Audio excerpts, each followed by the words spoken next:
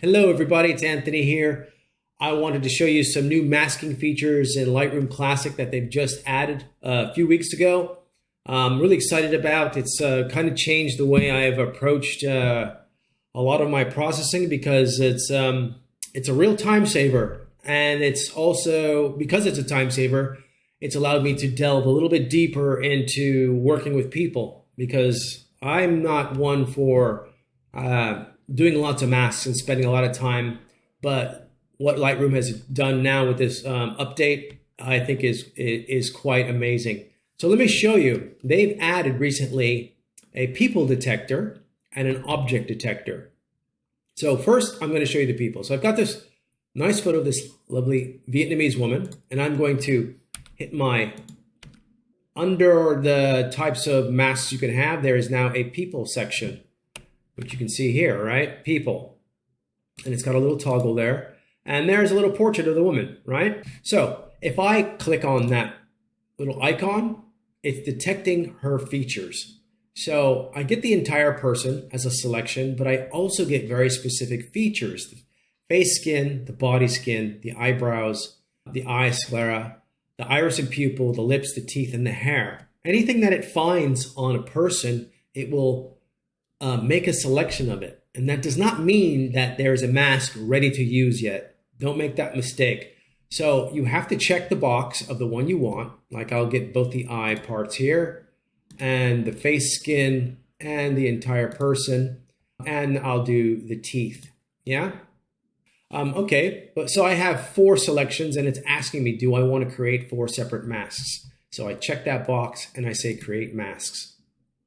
And then my masks are right here. They come up, right? So it'll say mask 4 and mask 3, but as soon as you click on it, it tells you what specifically it is masking. And in this case, it is person 1 teeth, which is awesome. So you'll see the overlay on there. And as soon as the overlay disappears, as soon as you make an adjustment. So I'm going to go a little bit exposure, a little bit of whites. I'm going to make it a little bit bluer, actually, because they're a bit yellower teeth.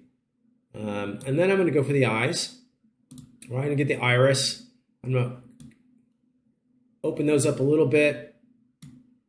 Maybe do the highlights a lot. That's not really doing anything. The whites. You never want to do eyes too much, overdo eyes. It looks kind of eerie. Okay, and then the whites of the eyes, I will go push out a little bit more. Yeah, that's too much. And bring that back there.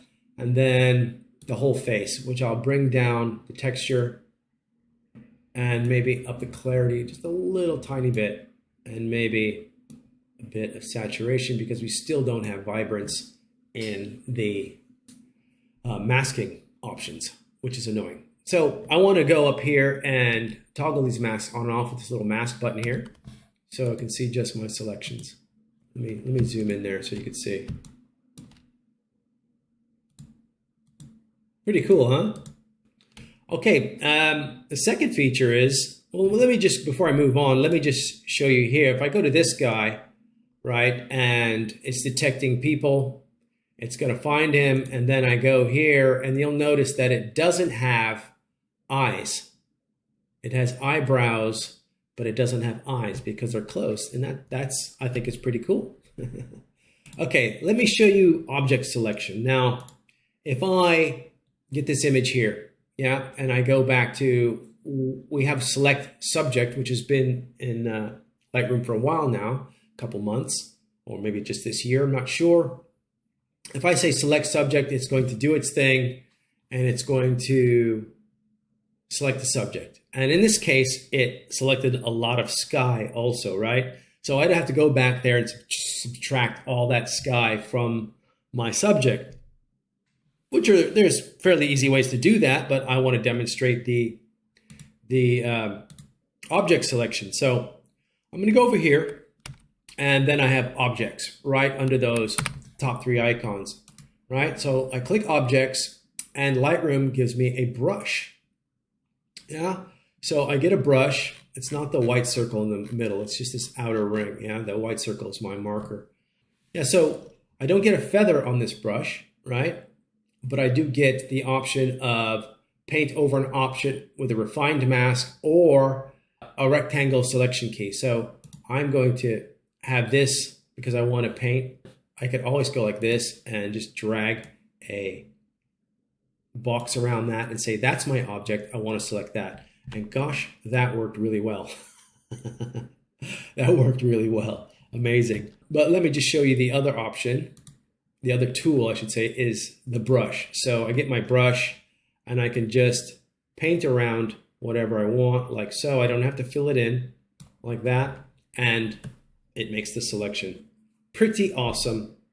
Let's try a more complicated image here. So if I say select subject,